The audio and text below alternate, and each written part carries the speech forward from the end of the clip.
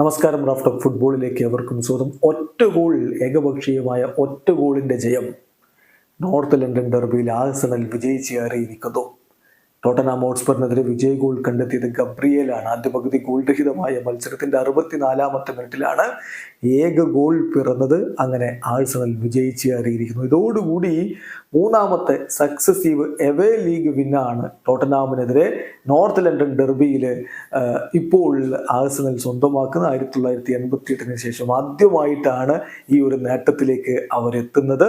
എന്തായാലും മികച്ച ഒരു നേട്ടത്തിലേക്ക് തന്നെ മൈക്കൽ ആർട്ടറ്റയുടെ കുട്ടികൾ എത്തുന്നു. സ്റ്റാറായി മാറിയത് ഗബ്രിയേൽ മെഗല്ലസ്. അദ്ദേഹമാണ് വിജയ ഗോൾ കണ്ടെത്തിയത്.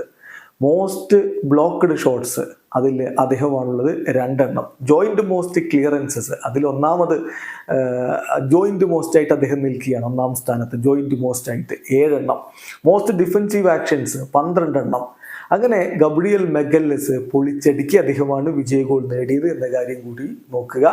കഴിഞ്ഞില്ല. ഡേവിഡ് റയയുടെ കാര്യവും എടുത്തു പറയണം. 5 സേവുകളാണ് അദ്ദേഹം നടത്തിയിട്ടുള്ളത്. 4 സേവുകൾ ഇൻസൈഡ് ദി ബോക്സിൽ നിന്നായിരുന്നു. 0.33 ഗോൾസ് അദ്ദേഹം പ്രിവെന്റ് ചെയ്തു എന്ന കാര്യം കൂടി ശ്രദ്ധിക്കുക. 2 ഹൈ ക്ലെയിംസ് ഉണ്ടായിരുന്നു. ഒരു സക്സസ്ഫുൾ റൺഔട്ട്.